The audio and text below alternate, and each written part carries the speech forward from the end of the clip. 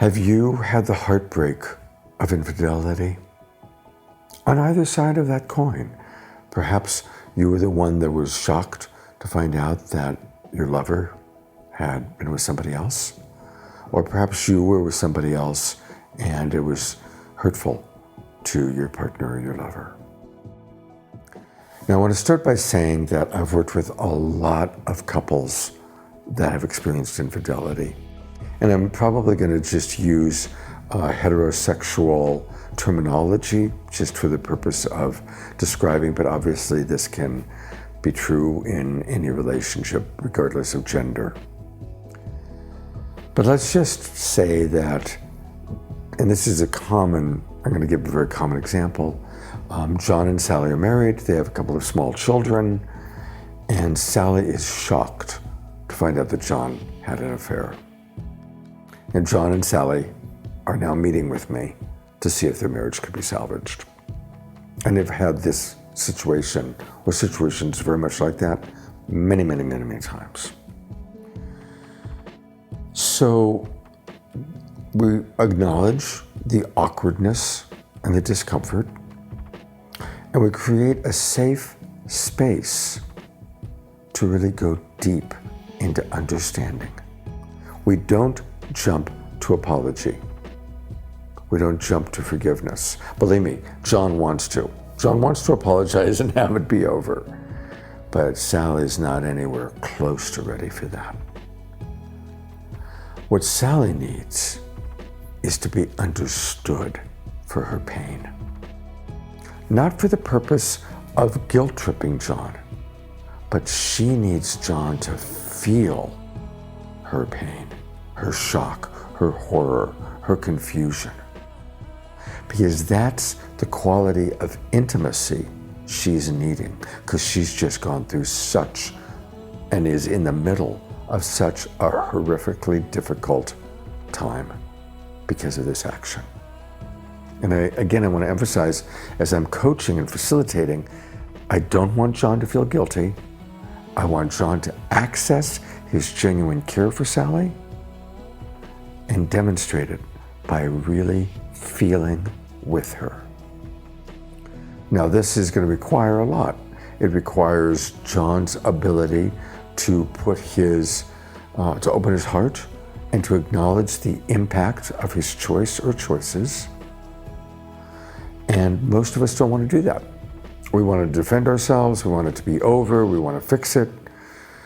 To really sit in the presence of another person's pain, when that pain is a result of a choice we've made, takes a lot of courage, a lot of stamina, and a lot of genuine love.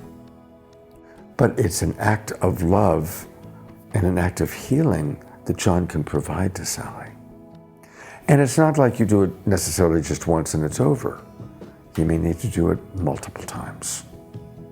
Sally doesn't need to hear, "I'm sorry."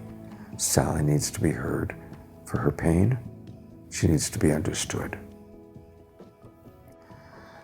Now, what John ultimately needs is also to be understood. Assuming this is a couple that wants to get past this, wants to work this out, as a coach, my goal then is to help them to understand each other at a deeper level and to reestablish the emotional intimacy of common care and common understanding. That emotional intimacy is necessary in order to help rebuild trust, to help to fix the fracture and the crack. And we have to look at how big a crack is it. I always like to use the analogy of if your relationship was a cup and the cup fell on the floor, what happened? Did the cup crack? Did it break? Or did it shatter? If the relationship cup is shattered, then it may not be fixable. If it's broken, can it be glued back together? Can it be fixed? And if it's cracked, does the crack leak, or can the crack be, it's a crack that's there, but the cup is still functional?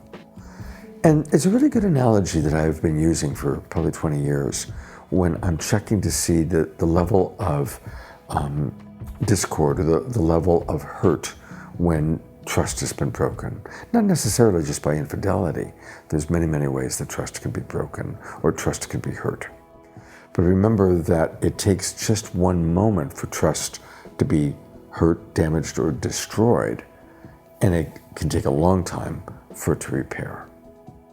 And repair is an important word here because John, in this case, needs to be willing to really repair the relationship. He needs to learn what Sally needs in order to create repair. And Sally also needs to be equally interested in repairing the relationship, as opposed to using this as a weapon against John indefinitely. And we do that sometimes. Sometimes people hurt us, and then we use that hurt as a weapon, as an entitlement. You hurt me, therefore I get to hurt you back, or I get to whatever it might be. Sally also needs to be willing to create repair and not to use what happened as an entitlement to be hurtful or to get something that she wants. You know, most of the time that people that are in relationship with each other, whether it's lovers or family members or even workmates, when one person kind of intentionally does something hurtful, it's usually because they feel entitled. And so that's something that is really important to explore in our relationships. What is it that you've experienced that makes you then feel entitled to make a hurtful choice? Or vice versa. The people you interact with closely, do they feel entitled to make choices that have hurtful consequences? Really looking at it that way is very useful, and I found it's pretty common. Most of the time there's a sense of entitlement. You did this, therefore I get to do that. And it's not obviously healthy. It's not a healthy relationship. It's important for both parties to really understand each other. And then if one person, the person who got hurt, wants an apology, and we got to check in, do you want an apology? What does that apology need to include? Usually the apology needs to include really understanding the impact of your choice, and usually a sincere agreement not to make that choice again. A lot of times people don't want apologies, or they don't even want empathy, they just want to know it's never going to happen again. And so that's okay too. It's pretty common. So to recap, we want to seek to understand each other.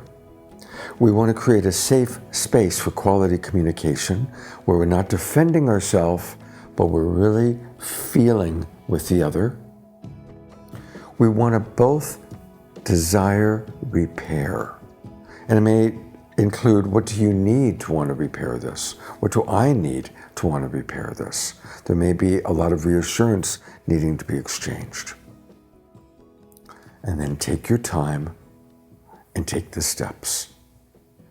Let us know if this was helpful for you. And if so, please pop a comment down below. Thanks for watching.